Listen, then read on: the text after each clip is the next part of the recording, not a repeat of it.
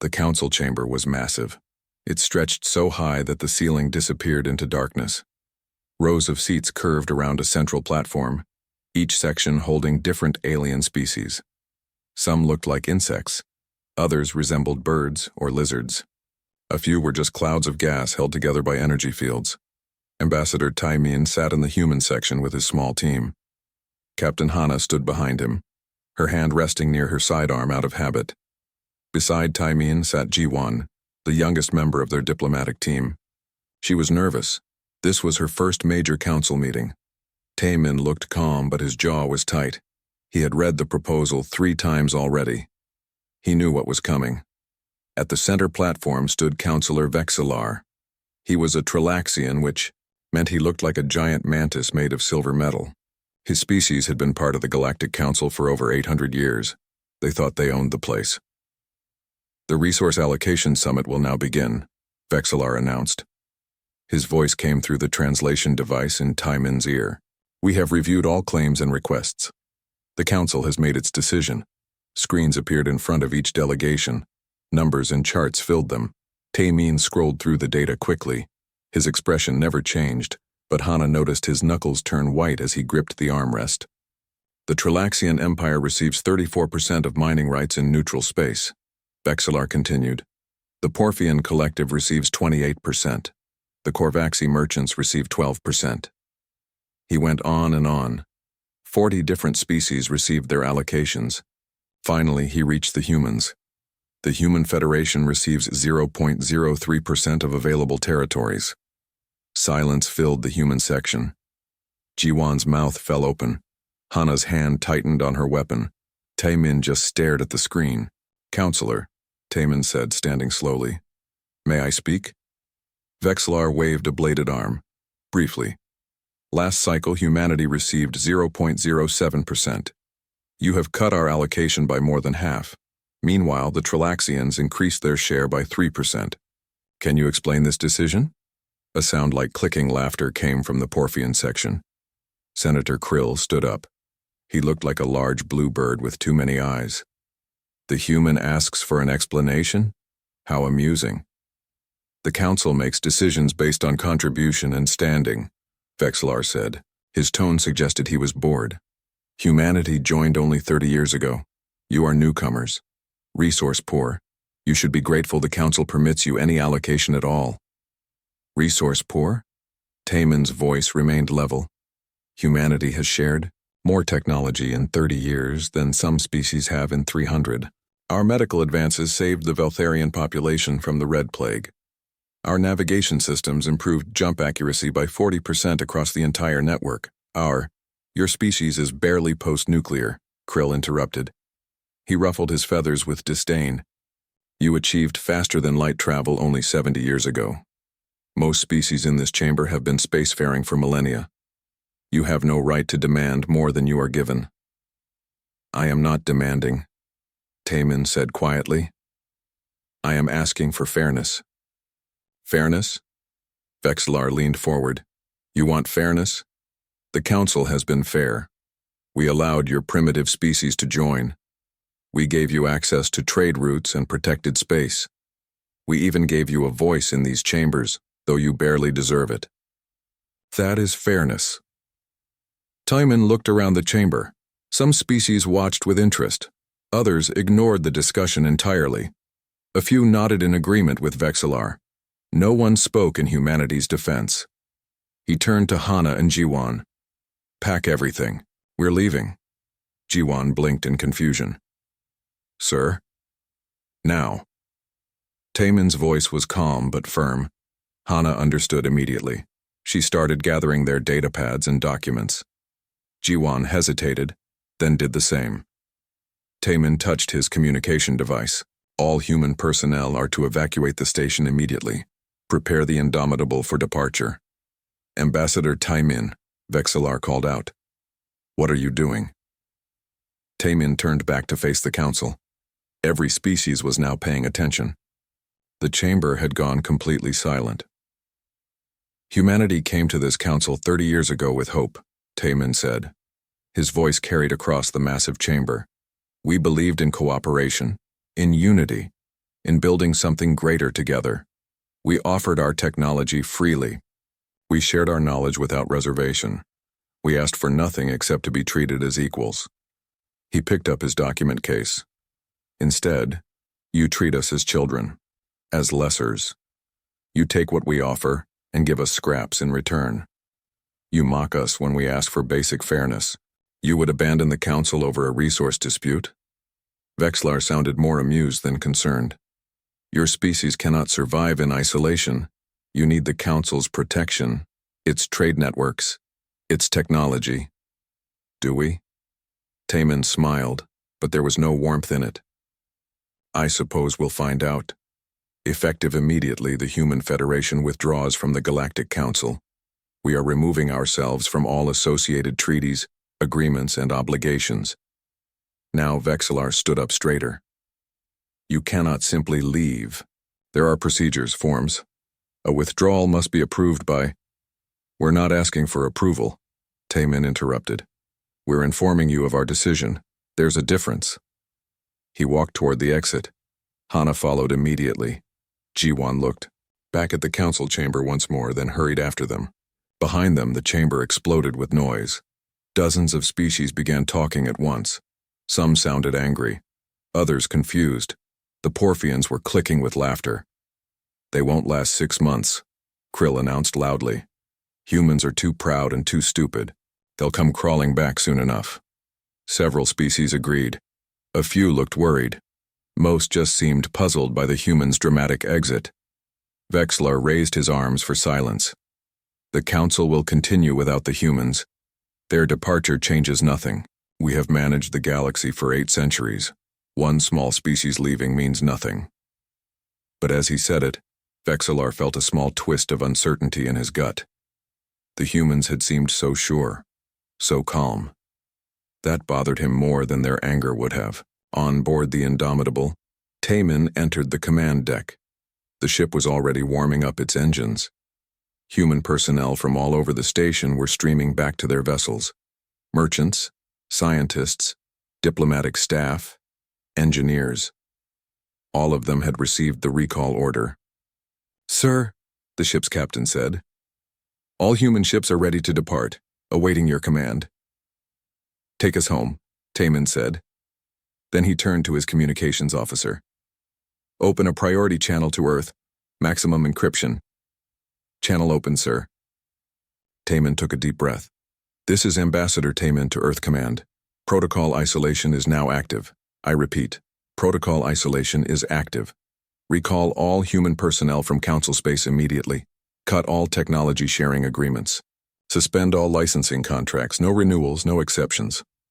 He paused, then added, as of today, humanity stands alone. Make sure we're ready for what comes next.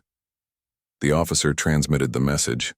Within hours, it would reach every human colony, station, and outpost. The message was simple, but its implications were enormous. The Galactic Council thought humanity needed them. They were about to learn a very different truth. As the Indomitable pulled away from the station, Jiwan stood beside Taman. Sir, did we just make the biggest mistake in human history? Taman watched the station grow smaller on the view screen. No, Jiwan, we just corrected one. They'll understand soon enough. Understand what? That respect isn't given freely. It's earned. And if they won't give it, we'll make them earn ours instead. The human fleet jumped to faster than light speed, leaving the council behind.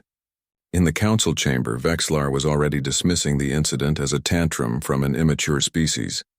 He had no idea what was coming. 3 months had passed since the humans left. Councillor Vexlar barely thought about it anymore. The council continued as it always had. Trade moved. Ships traveled. The galaxy kept spinning, but small problems were appearing. Little things. Annoying things. A Tralaxian merchant ship had experienced navigation errors in the outer rim. Not a disaster, just frustrating delays. A Porphian medical facility reported their translation software was giving strange results. Minor glitches in communication arrays across several systems. Vexlar received reports about these issues. He filed them away. Systems failed sometimes. Equipment got old. It happened. He didn't connect any of it to the humans. Across the galaxy, Trade Minister Dae-hyun sat in his office on Earth. Screens surrounded him, showing data from across human space and beyond. He was watching the Council territories carefully. Very carefully, right on schedule, he said to his assistant. They still haven't noticed. Should we be doing this? The assistant asked. It feels almost cruel. Dae-hyun shook his head. We're not doing anything except stopping what we were doing. We maintained their systems for free. We updated their software without asking for proper payment. We let them use our patents for nothing. All we did was stop giving them free help. But sir, people might get hurt. They might, Dae-hyun agreed. And that would be terrible. But they made their choice. They wanted us gone. We're gone. They can solve their own problems now. In another part of Earth, Dr. Yoonji was working in her laboratory. She specialized in xenotechnology, studying and improving alien tech. More specifically, she studied how human innovations had been integrated into galactic systems over the past 30 years. Her findings were remarkable and terrifying. I need to speak with Ambassador Tae-min, she told her supervisor. Immediately. Merchant Captain Threll was having a very bad week. His ship, the Fortune's Wind, was stuck in port. The navigation computer had crashed. The replacement parts he ordered weren't working properly. His translator kept mixing up Korvaxi and Porphian languages, which was both embarrassing and bad for business. He wasn't alone. Threll heard similar complaints from dozens of other merchants. All of them were having technical problems, all at the same time. Finally, he did what no one else had done yet. He asked why. Threll hired an independent tech analyst to examine his ship's systems. The analyst worked for 3 days. When she returned, she looked worried. Captain, your navigation system uses human-designed quantum positioning algorithms. Your translator runs on human linguistic processing cores. Your engine efficiency computer uses human optimization protocols. Even your coffee maker has human-designed heating elements. Threll stared at her. So all of these systems received regular updates and maintenance from human networks. Bug fixes, security patches, optimization updates. That stopped 3 months ago, when the humans left the council, Threll said slowly. Exactly. Without those updates, the systems are degrading, some faster than others. Your navigation computer is critically outdated. In another month, it might fail completely. Threll felt cold. How much of the galaxy's technology depends on human maintenance? The analyst shrugged. I don't know, but I'd guess a lot. Threll went straight to the council. The emergency council session was chaotic. Threll stood at the center platform where Vexillar usually stood. The counselor had reluctantly given him the floor after Threll insisted it was urgent. You're saying human technology is failing? Senator Krill asked. He sounded more annoyed than concerned.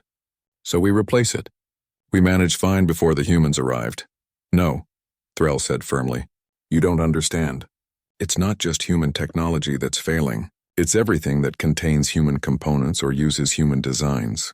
Do you know how much that is? He activated a display. Numbers and charts appeared. Species around the chamber leaned forward to see.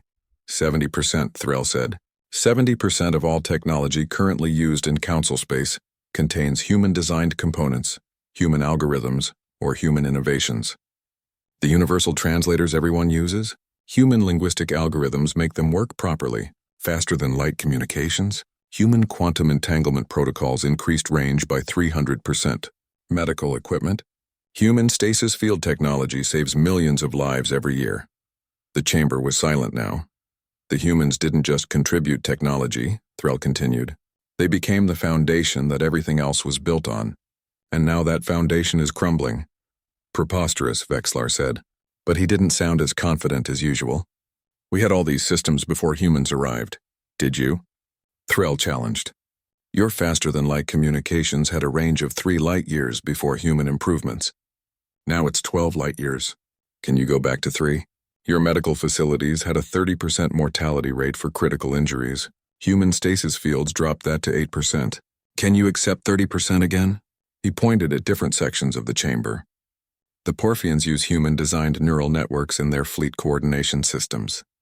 The Veltharians depend on human antiviral treatments. The Korvaxi banking system uses human financial algorithms to prevent market crashes. Shall I continue? This is fear-mongering, Krill said, but his feathers were ruffled with worry. The humans wouldn't dare withhold life-saving technology. It would be criminal. "They're not withholding anything," Threll said. "They're just not helping anymore. There's a difference. Every patent license they granted is expiring. Every maintenance contract is ending. Every support agreement is void because humanity left the Council. They're not attacking us. They're just leaving us alone, like we wanted." Vexillar stood up. "I order a full analysis of Council dependency on human technology. I want reports from every member species within 2 weeks." "It'll take longer than that," Threll warned. "Human innovations are woven into everything. Separating them out will take months, maybe years." As the session ended, Vexillar returned to his private chambers. He felt something he hadn't experienced in decades: genuine worry. A message was waiting for him. It was from the Porphian High Command. Their medical fleet was experiencing critical failures. The stasis fields keeping thousands of injured soldiers alive were shutting down. They needed help, immediately. Vexillar tried to contact the human embassy. There was no embassy anymore. He tried to reach Ambassador Taemin directly. The communication was blocked. He sent an official council request for emergency assistance. The response came 6 hours later. It was brief. "The Human Federation is no longer part of the Galactic Council and has no obligations to Council members. Please direct your requests to appropriate Council resources." It was signed by Trade Minister Daehyun. Vexillar read the message 3 times. Then he did something he almost never did. He admitted to himself that he had made a mistake. In the following weeks, the situation worsened. Galactic banking systems experienced minor crashes as human-designed anti-manipulation algorithms went offline. Navigation systems across 16 species showed increasing error rates. The Universal Translation Network, maintained by human technicians for 15 years, began producing gibberish. Species started panicking. They tried to contact Earth directly, bypassing the Council. Most were ignored. A few received polite responses offering bilateral trade agreements, completely separate from the Council. The Veltharians were desperate. The Red Plague was spreading again without human antiviral treatments. They sent a direct plea to Earth offering anything for help. Humanity responded. But not through the Council. Ambassador Sora arrived on Veltaria with medical supplies, technical experts, and new antiviral treatments. The Veltharians were so grateful they wept. In exchange, humanity asked only for a direct alliance, equal partners, no Council involvement. The Veltharians agreed immediately. When Vexillar heard about this, he understood. The humans weren't coming back to the Council. They were building something else, something new, and species were choosing humanity over the Council. Senator Krill called for military action. "The humans are blackmailing us with technology. This is terrorism. We should send ships to Earth and demand they honor their obligations." Several species agreed. Others looked uncertain. The vote was scheduled for the next session. But before the vote could happen, Krill's own government sent him an urgent message. Porphian fleet systems were failing faster than expected. Ships were stranded. Communications were breaking down. They needed the humans more than they needed pride. Krill withdrew his motion. He looked smaller somehow.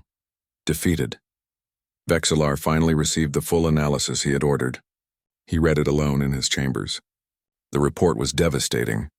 Without human technological contributions and active support, Council civilization would regress approximately 150 years within a decade. Medical systems would fail. Navigation would become unreliable.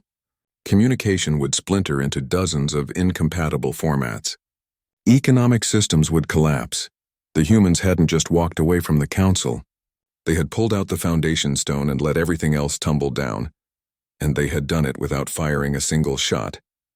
Vexillar composed a message to Earth. It was humble, almost begging. He requested preliminary discussions about possible re-engagement.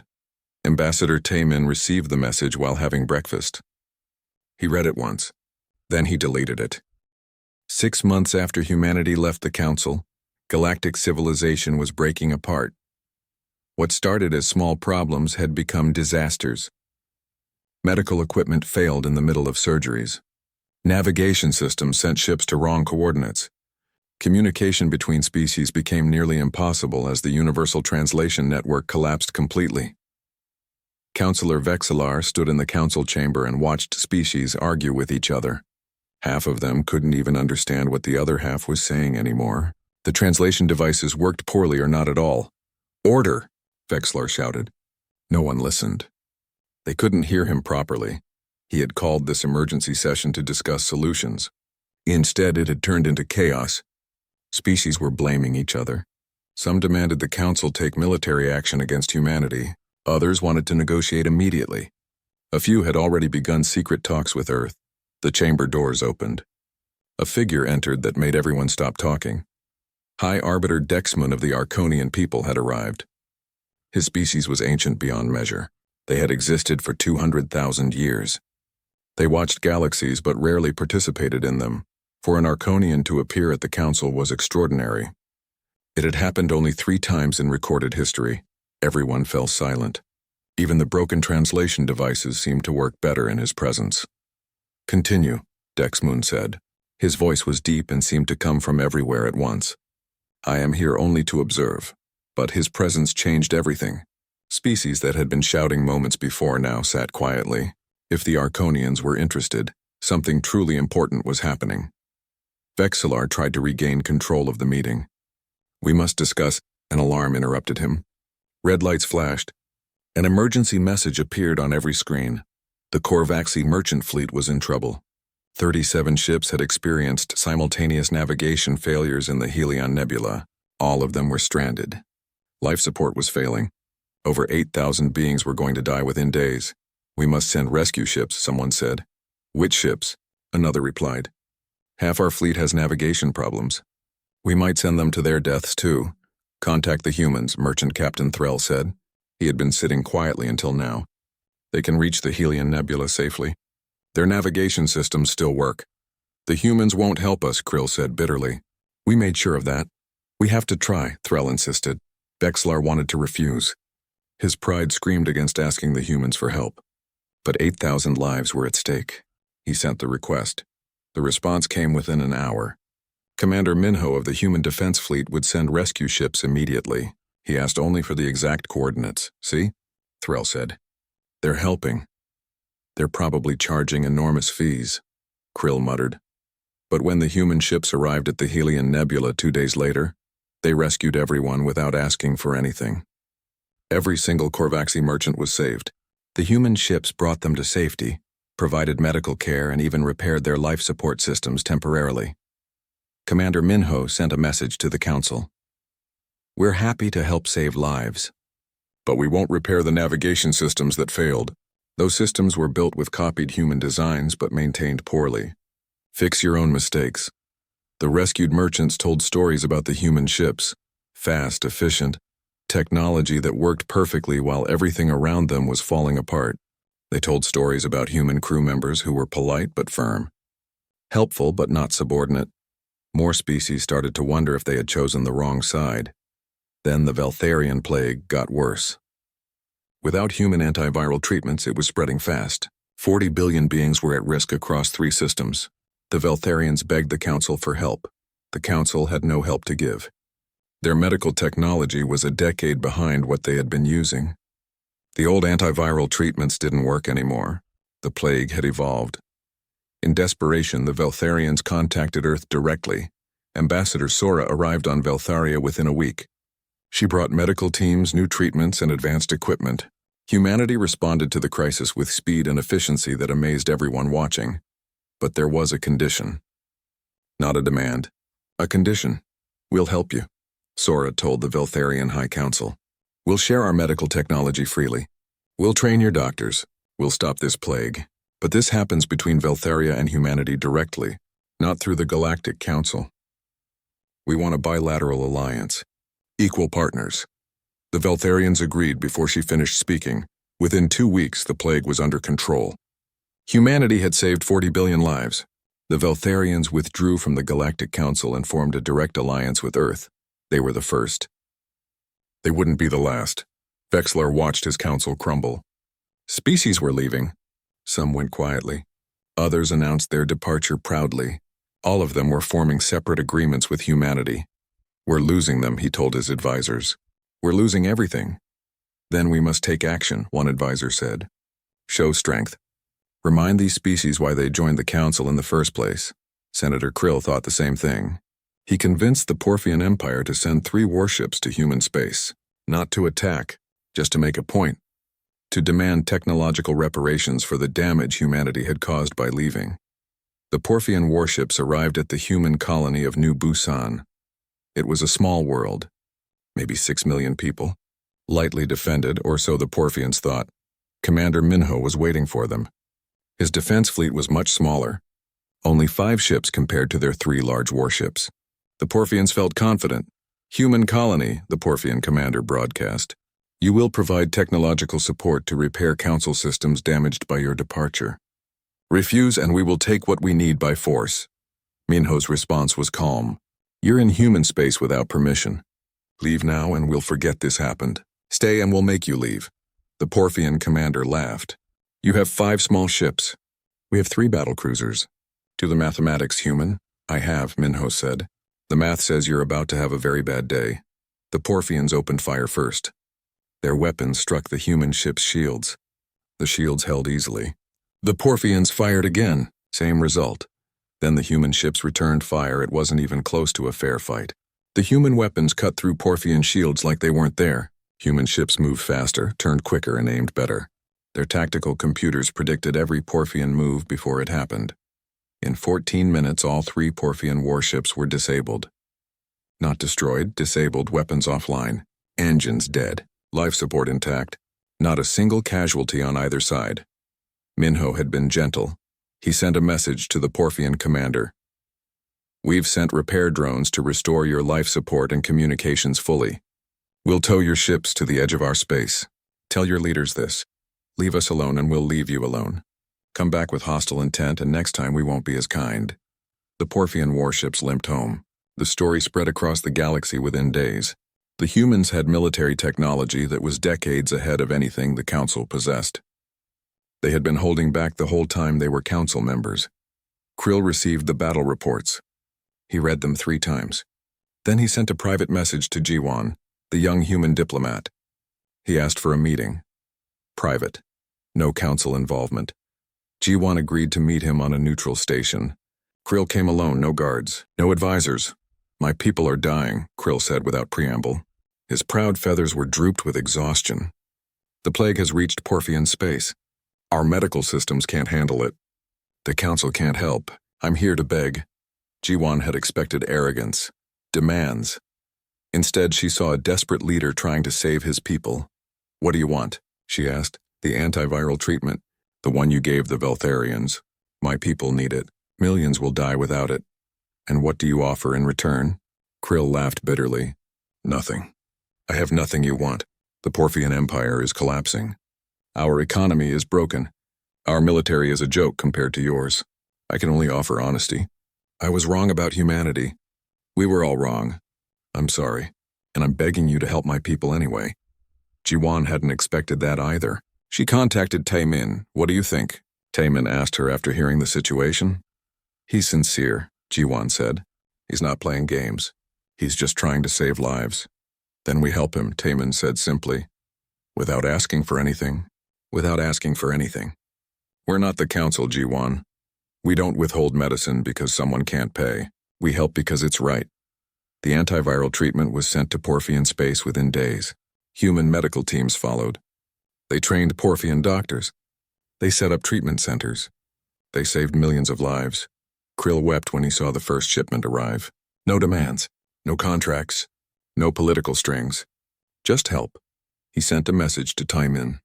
Thank you. I don't deserve this. My people don't deserve this. But thank you.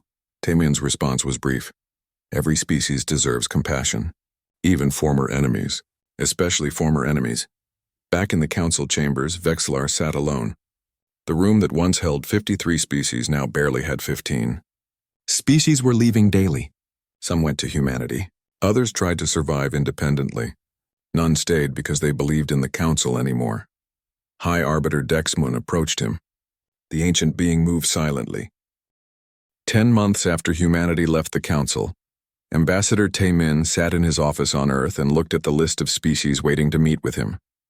37 different delegations wanted meetings this week alone. All of them wanted the same thing: alliance with humanity, partnership, access to human technology and medicine. None of them mentioned the Galactic Council anymore. Dr. Yunji is here, his assistant announced. Yunji entered carrying a data pad. She looked tired but satisfied. The integration is proceeding well. 23 species now have full access to human medical networks. 12 more are in the process. Education exchange programs are active with 18 civilizations. Any problems? Taman asked. Only good ones, Unji smiled. We're learning as much from them as they're learning from us. The Korvaxi have trading algorithms that are brilliant. The Veltharians have genetic research that's decades ahead of ours in some areas. When we actually share equally, everyone benefits. There was a knock. Captain Hana entered. Sir, the Council sent another delegation. They're in orbit, requesting permission to land. How official is this delegation? Taman asked. Very. Councillor Vexlar himself is leading it. They came in our ships because their navigation systems still don't work properly. Taman considered this. Vexlar coming to Earth personally. That was significant. Where does he want to meet? He suggested the Council station. No, Taman said firmly. If he wants to talk, he comes here. To Earth, to our home. We're done meeting them in space on their terms. The message was sent. 3 hours later, Vexlar and his delegation landed in Geneva. Human security escorted them to the meeting room. The Trilaxian counselor looked uncomfortable. He had never been on a planetary surface for a diplomatic meeting. In the council, lesser species came to you. You didn't go to them, but he was here now. That said everything about how much had changed. Taman greeted them formally, but not warmly. Counselor Vexlar. Welcome to Earth. Ambassador Taman, thank you for seeing us. Vexlar's translator made his clicking speech understandable. I will be direct. The Council recognizes that we made errors in our treatment of humanity. We wish to correct these errors. How generous, Taman said without emotion. Vexlar continued as if he hadn't heard the sarcasm. We are prepared to offer humanity a return to the Council with significantly improved terms. 15% resource allocation, enhanced status, a permanent seat on the ruling committee. These are extraordinary concessions. Taman let the silence stretch. Then he said simply, no. Vexlar's antenna twitched in confusion. You refuse? These are enormous improvements to your previous position. You're not listening, Taman said. I didn't say no, but let's negotiate. I didn't say no, give us more. I said no. We're not interested. That's absurd, one of Vexlar's advisors said. You need the Council. Without access to Council trade networks, we have 23 species in direct alliance with us, Hana interrupted. 37 more are negotiating. Our trade networks are larger than yours now. Try again. Vexlar straightened. You're being emotional, prideful. The Council has maintained galactic stability for 8 centuries. You would throw that away? The Council maintained its own power for 8 centuries, Taman corrected. There's a difference. You call it stability. I call it stagnation. You kept everyone in their place. Small species stayed small. Large species stayed large. No one was allowed to rise too high or ask too many questions. That system worked. For you, Taman agreed. It worked wonderfully for the Trilaxians and Porphians and other old powers. Everyone else just survived in the shadow of your success. We're not going back to that. Then what do you want? Vexlar asked in frustration. Taman stood and walked to the window. Earth spread below them, cities, oceans, clouds. We're building something different, something better. We call it the Free Worlds Alliance. He activated a display. Information appeared showing a network of connections between dozens of species. 37 species so far? All equal members. No hierarchy. No senior civilizations and junior partners. Decisions made by consensus. Technology shared freely among members. Resources allocated by need and contribution, not by political power or age. Vexlar studied the display. This is chaos. How can you govern without clear leadership? Without structure? It's not chaos, Yunji said. She had entered quietly during the conversation. It's cooperation. Real cooperation. Not the fake kind where one species pretends to listen while actually giving orders. And it's working, Hana added. Better than your council ever did. Medical advances have increased 300% in the last 6 months. Technology sharing has benefited everyone. Even the smallest species in our alliance have contributed innovations that help everyone else. Vexlar was silent for a long moment. You want us to join this alliance? As equals, if you want, Taman said. We're not trying to destroy the council. We're just not joining it. If council species want to be part of what we're building, they're welcome. But they come as equals. No special status, no privileges. Everyone starts at the same level. The Tralaxian Empire has existed for 12,000 years, Vexillar said stiffly. We have knowledge, experience, resources that will be valued exactly as much as everyone else's contributions, Taman finished. No more, no less. That's the deal. Take it or leave it. The delegation left without agreeing to anything, but Taman noticed Vexillar seemed thoughtful rather than angry. That was interesting. A week later, something unexpected happened. Senator Krill requested a private meeting with Jiwan. She agreed, curious about what he wanted. They met in a small cafe in Tokyo. Krill looked different than when Jiwan had seen him last. Smaller somehow. More humble. My government doesn't know I'm here, Krill said. I came on my own. I wanted to tell you something. What's that? The antiviral you gave us. It saved 30 million Porphian lives. Maybe more. We didn't deserve that help. I didn't deserve it. I was cruel to your people. I mocked you. I tried to have ships sent against you.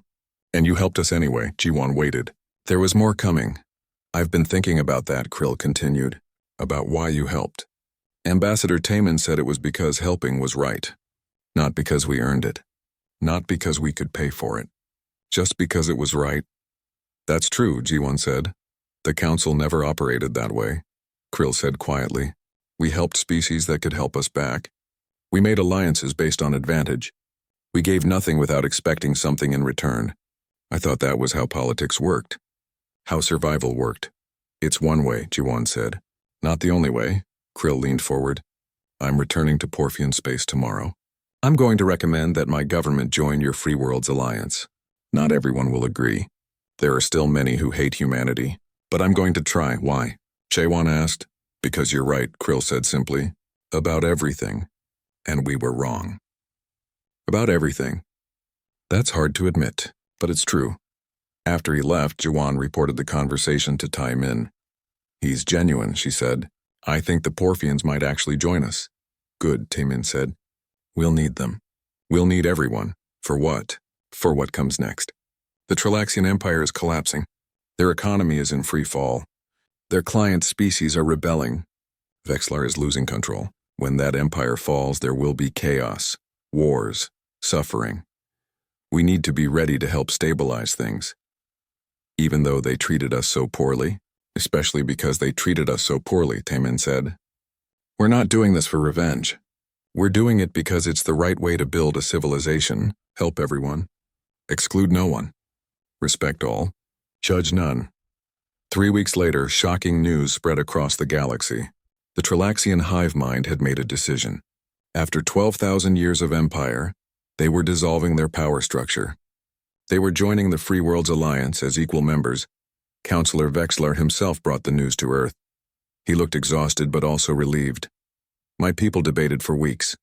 He told Taman, many wanted to fight, to preserve our power, to maintain our position, but the wise minds prevailed. We were wrong. About hierarchy, about power, about what makes a civilization great. He handed Taman a data crystal. This contains all Tralaxian knowledge, science, history, technology, art, culture, 12,000 years of accumulated wisdom. We offer it to the Alliance freely, no conditions, no requirements, just a contribution from one species among many. Taman accepted the crystal. The Alliance welcomes the Tralaxian people, as equals, as partners, as friends. I know this means giving up power, Vexillar said. Status, privilege, things my species has held for millennia. But I'm tired, Ambassador. Tired of maintaining an empire. Tired of politics. Tired of pretending we're better than everyone else. Maybe it's time to just be part of something, instead of ruling over it. There's freedom in that, Taman said. And peace. Yes, Vexillar agreed. I think there is. News of the Tralaxian decision spread like fire. If the oldest, proudest empire could join the Alliance as equals, anyone could. Species began joining by the dozens. Some came from the Council. Others were independent worlds that had watched and waited. The Free Worlds Alliance grew from 37 members to 71 in 1 month. High Arbiter Dexmoon sent a message to Taman. It was brief. The P 18 months after humanity walked out of the Galactic Council chamber, Ambassador Taman stood in a very different room. This one was circular, with seats arranged in concentric rings. No one sat higher than anyone else. No species had a more prominent position. Everyone was equal. The Free Worlds Alliance had its first permanent headquarters now, built on a newly constructed station called Unity. Over 100 species had representatives here. The room buzzed with conversation in dozens of languages, all translated by new systems built cooperatively by 15 different civilizations. Timon still served as Coordinator General, but it was a rotating position. In 3 years, someone else would take the role. Maybe a Korvaxi, maybe a Veltharian, maybe someone from a species that had been powerless under the Council, but now had an equal voice. His communication device chimed. A personal message from Councillor Vexillar, though he wasn't a councillor anymore. Just Vexillar now, representative of the Trilaxian people. Could we speak privately? The message asked. They met in one of the station's observation lounges. Stars filled the massive windows. Vexillar stood looking at them when Taman arrived. Beautiful, isn't it? Vexillar said. I spent 800 years in the council chambers. Artificial light. Controlled environment. I forgot what real stars looked like. Why did you want to see me? Taman asked. The old council is officially dissolving tomorrow, Vexillar said. The last 8 species voted to join the alliance. After 847 years, the Galactic Council will cease to exist. How do you feel about that? Vexillar made a sound that the translator interpreted as a laugh. Relieved, grateful, ashamed, all of those. I spent most of my life maintaining that system, believing it was right, necessary, the only way to govern the galaxy. And now I see how wrong I was. He turned to face Taman. But I wanted to tell you something. When you walked out of that chamber 18 months ago, I thought you were a fool. Emotional, prideful. Making a mistake your species would regret forever. I know, Taman said. I could see it on your face. I was the fool, Vexillar continued. Not you. You saw what we couldn't see. That the system was broken, that it couldn't be fixed from inside, that the only way to change it was to leave and build something better. We didn't do it alone, Taman said. Species like the Veltharians and Korvaxi joined us early. Without them, the Alliance wouldn't have grown so fast. But you started it, Vexillar insisted. Humanity refused to accept injustice. You could have taken your tiny allocation and been grateful. Most species did. For centuries, they accepted scraps and called it fairness. You said no. You walked away. You showed everyone there was another option. Is that what you came to tell me? No, Vexillar said. I came to ask for your help. Taman waited. The Trilaxian people are struggling, Vexillar explained. For 12,000 years we ruled. We commanded. We were the oldest, the wisest, the most powerful. Now we're just one species among many. Many Trilaxians don't know how to live that way. They're angry, confused. Some want to leave the Alliance and try to rebuild the Empire. What do you want me to do? Talk to them, Vexillar said. You have a gift for explaining things clearly. Help them understand why this new way is better. Why equality is strength, not weakness. They'll listen to you. You're the one who changed everything. Taman agreed. Over the next week, he visited Trilaxian worlds. He spoke to crowds of thousands. He explained the principles of the Alliance in simple terms. Power is temporary, he told them. Empires rise and fall. Technology changes. Circumstances shift. But respect lasts. Cooperation lasts. If you build relationships on equality and mutual benefit, those relationships survive anything. That's what we're building here. Something that will last not because it's powerful, but because it's fair. Slowly, the Trilaxians began to understand. Some still struggled. Some left the Alliance and tried to live independently. But most stayed. Most chose to be part of something new. Senator Krill, now just Krill, representative of the Porphian people, had his own struggles. The Porphian military was proud and strong. They didn't like being equal to species they used to dominate. Krill addressed his people differently than Taman had. He used shame. We mocked the humans, he said in a broadcast to all Porphian worlds. We called them primitive, weak. We laughed when they left. And then we watched our people die from plague while the humans saved us. We attacked their colony with warships, and they defeated us in minutes without killing anyone. We had every chance to learn humility. Instead, we learned it the hard way. He paused, letting that sink in. The humans taught us something important. Strength isn't about domination. It's about helping others, about building instead of taking, about cooperation instead of conquest. We can keep pretending we're superior, or we can actually become better. I know which choice I'm making. Many Porphians were angry at his words, but many more were moved. Slowly, the Porphian people began to change their culture. It would take generations, but it had started. Jiwan, now Ambassador Jiwan, was working with younger species, the ones who had never had any power in the old council. She helped them find their voices in the alliance. You don't have to prove you're worthy, she told a delegation from the Kith species, who had been nearly powerless under the council. You're already worthy. You're already equal. Just contribute what you can, share what you know, help where you're able. That's all anyone asks. The Kith representative was young and nervous. But we have so little to offer. Our technology is basic. Our knowledge is limited. Why would anyone listen to us? Because you might know something no one else knows, G1 said. Because you might see a problem from an angle no one else considered. Because diversity of thought makes all of us stronger. The council only valued species that were already powerful. We value everyone. The Kith became enthusiastic members of the Alliance. Their contributions in agricultural science ended up solving food shortage problems that had plagued dozens of worlds. Dr. Yoonji led the scientific integration program. She coordinated research projects involving sometimes 50 different species. Medical breakthroughs came monthly. New technologies emerged from unexpected combinations of different species' knowledge. This is what science should always have been, she told her team. Open, collaborative, free from politics. When we share everything freely, everyone advances faster. She was right. In 18 months, the Alliance had made more scientific progress than the Council had in 50 years. Without patents and licensing fees and political restrictions, innovation exploded. Captain Hana, now Commander Hana, led the Free World's Defense Initiative. It was the first truly joint military force in galactic history. Ships from dozens of species trained together. They learned each other's tactics.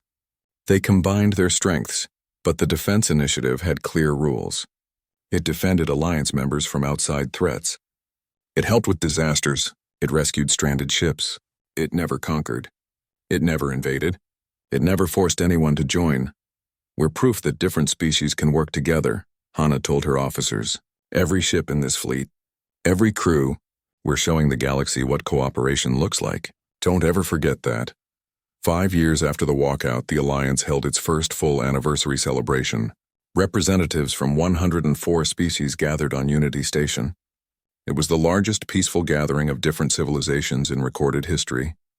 High Arbiter Dexman, now just Arbiter Dexman, approached Timon during the celebration. My people have a tradition, the ancient being said. Every million years we document significant moments in galactic history. Moments that change the course of civilizations. I have recorded 7 such moments in my lifetime. Your walkout from the council chamber is the 8th. That seems excessive, Taman said uncomfortably. I just did what needed doing. Exactly, Dexman agreed. You did what needed doing when no one else would. That's what makes it significant. In all our observations across 200,000 years, we've seen countless species accept unfairness, accept injustice, accept cruelty. We've seen very few refuse it so completely.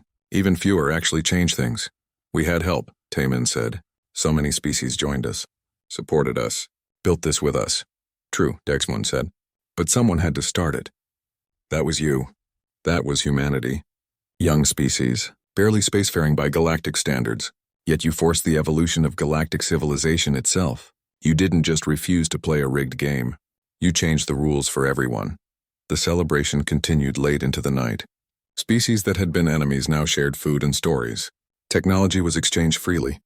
Cultural performances entertained crowds that included dozens of different forms of life. Taman found Vexler standing alone at one point, watching the celebration.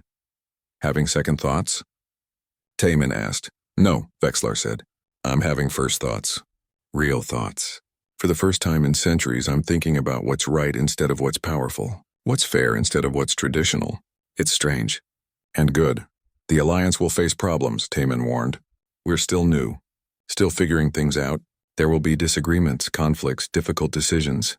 I know, Vexillar said, but we'll face them together as equals. That's what makes this different. That's what makes this better.